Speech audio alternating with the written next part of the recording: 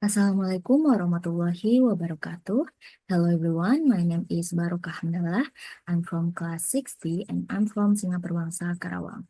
Today, I would like to present a topic as part of my assignment for the course English for Mathematics, guided by our lecturer, Mr. Eka Satya Aldila Afriansyah.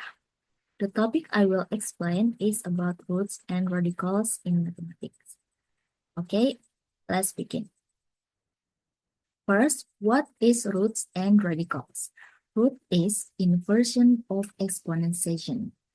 In the exponentiation, the expression will be b to the power of n equals a.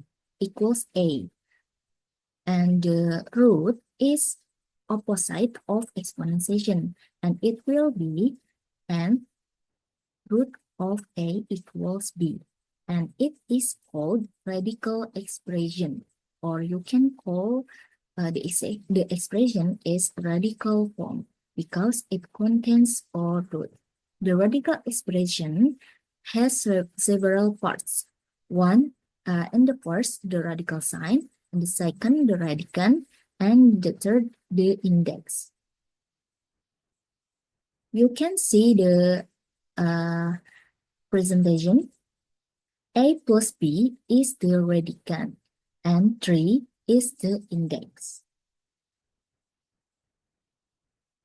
Okay, the next, the radical expression can be widened in exponential form or powers with fractional exponents.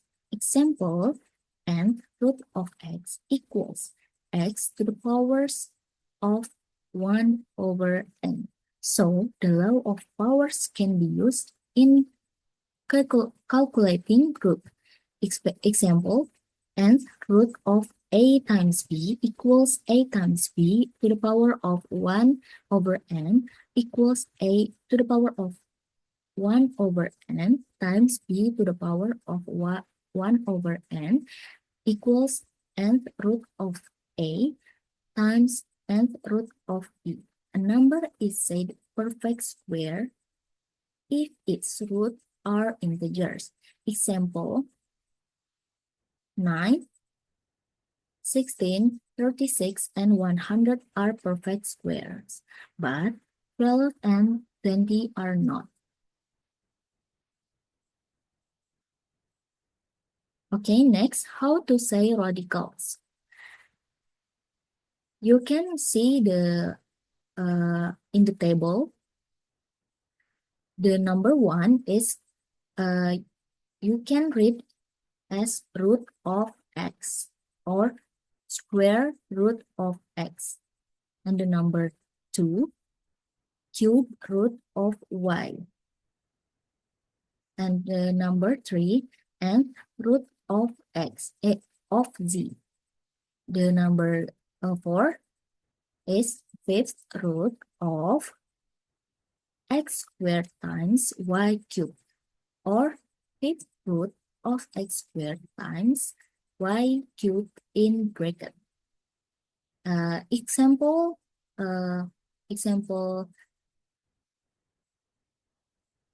number 1 is, you can read as square root of 4 times x to the 4th power. And the number 2, you read as 4th root of m cubed times n to the 8th power, or 4th root of m cubed times n to the power of 8. And the 3, number 3, fifth root of a cube. Number 4, cube root of 8 times x to the 6th power times y to the 9th power, or to the power of 9. And number 5 is square root of x squared plus y squared. Okay, next, the square root is in simplest form if the radicand does not contain perfect squares other than I, and no fraction is contained in the radicand, and the number 3 is no radicals appear in the denominator of fraction. And in the example, root of 24 is not a simple form because we can write it as root of 4 times 6, where 4 is a perfect square.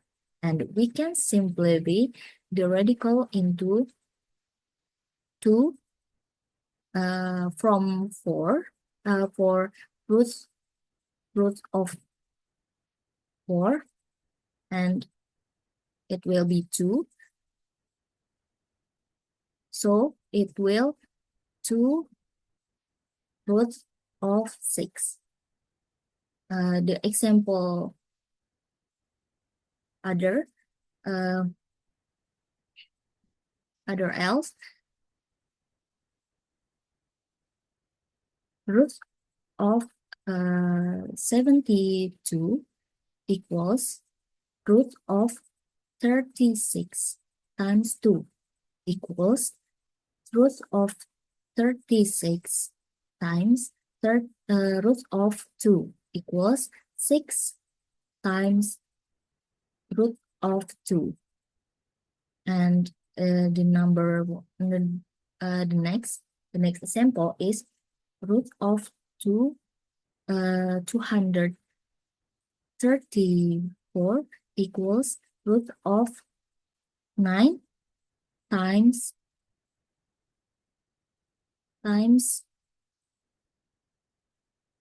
26 equals root of 9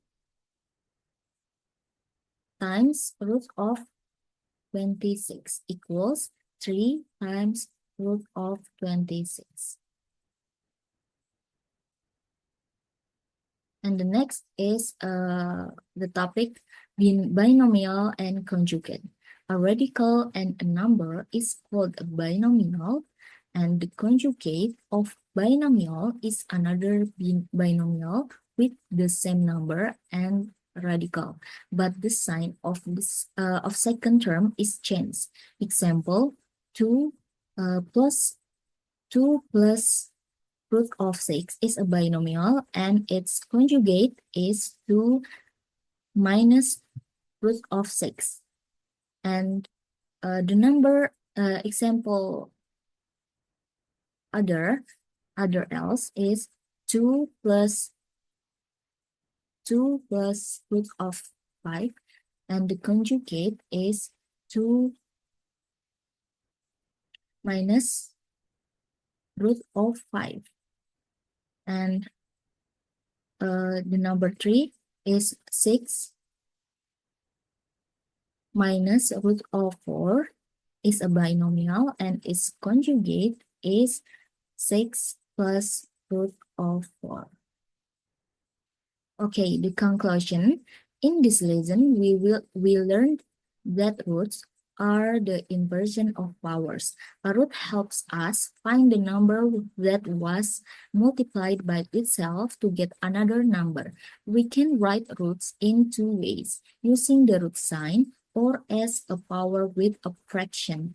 We also learned how to make a square roots, simpler, and how to deal with root in the bottom of a fraction using something called a conjugate.